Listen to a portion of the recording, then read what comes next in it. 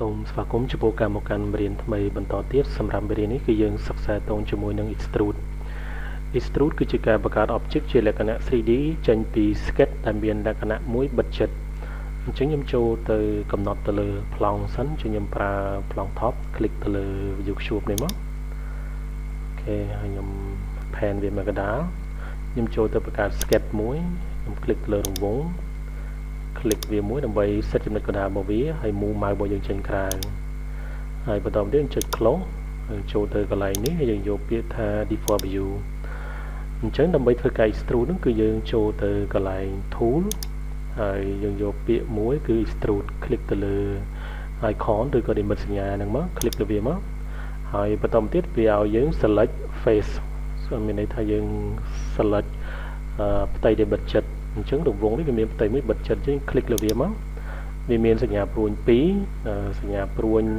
ពណ៌ខៀវនេះគឺប្រើដើម្បីធ្វើការ extrude យើង click ហើយយើងអូស mouse របស់យើងឡើងលើឬក៏ចុះក្រោម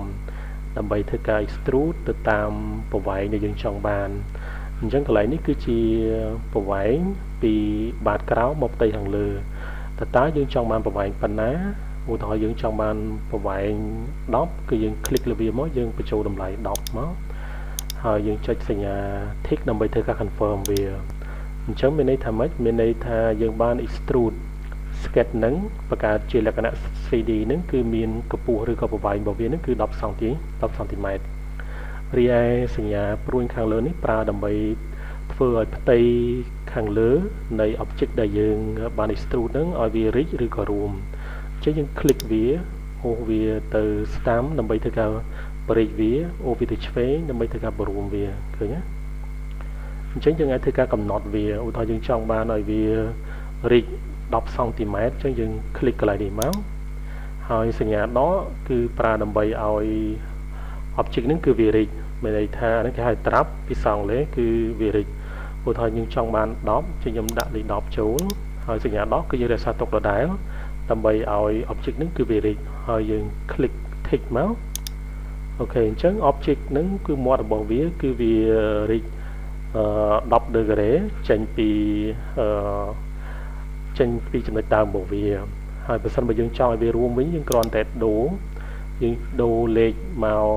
សញ្ញាដកវិញគឺយើង click កន្លែងនេះមកហើយយើង tick ទៅលើសញ្ញាគ្រីសនេះដើម្បី confirm វាចឹងមានន័យថាវារួម10 degree ធៀបជាមួយនឹងចំណុចដើមរបស់វាបន្តមកទៀតគឺយើងចុចកន្លែងនេះយើងយកពាក្យថា done អញ្ចឹងគឺយើងបានធ្វើការ extrude រួចហើយឥឡូវខ្ញុំចូលទៅបង្កើត sketch មួយទៀតខ្ញុំ click ទៅលើប្លង់ top ហើយខ្ញុំបង្កើត sketch មួយខ្ញុំ click ទៅលើ sketch ហើយ click ទៅលើ line ខ្ញុំធ្វើម៉េចឲ្យ sketch ហ្នឹងគឺវាបិទជិតអូខេខ្ញុំបង្កើតដូចជាត្រីកោណចុះអូខេហើយខ្ញុំ click close បន្តទៀតចូលទៅកន្លែងនេះខ្ញុំយកពាក្យថា default view ហើយយើងធ្វើការ extrude អញ្ចឹងដើម្បីធ្វើការ extrude គឺយើងអាចចូលទៅកន្លែង tool ហើយយើង click extrude នេះក៏បានឬក៏មួយទៀតនោះគឺយើង click ទៅលើផ្ទៃដែលបិទជិតអញ្ចឹងយើង click លើវាមកគឺវាអាចបើក extrude ឲ្យយើងឲ្យស្វ័យប្រវត្តិតែម្ដងអញ្ចឹងយើង click ដូចជាយើងទាញចុះក្រោមឬក៏ឡើងលើហើយយើងកំណត់ទៅលើប្រវែងដែលយើងចង់បានឧទាហរណ៍យើងចង់បាន20គឺយើងដាក់លេខ20ចូលមកហើយយើងចុចសញ្ញា tick ដើម្បីធ្វើការ confirm វាបន្តមកទៀតយើងកំណត់ទៅលើ trap ដូចខ្ញុំបញ្ជាក់ខាងដើមអញ្ចឹងគឺយើងអាចឲ្យផ្ទៃខាងលើនេះគឺវាអាចរីកឬក៏រួមទៅតាមអ្វីយើងចង់បានអញ្ចឹងថាយើងចង់ឲ្យវារួមគឺយើងបញ្ចូលតម្លៃលេខមកឧទាហរណ៍យើងរួមបាន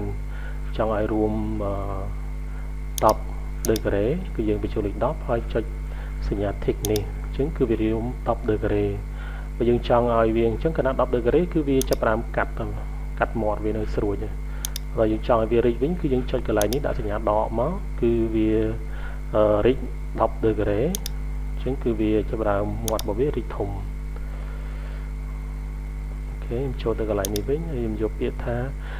default view អញ្ចឹងមេរៀននេះគឺយើងសិក្សាតទៅជាមួយនឹង extrude គឺជាការបង្កើត object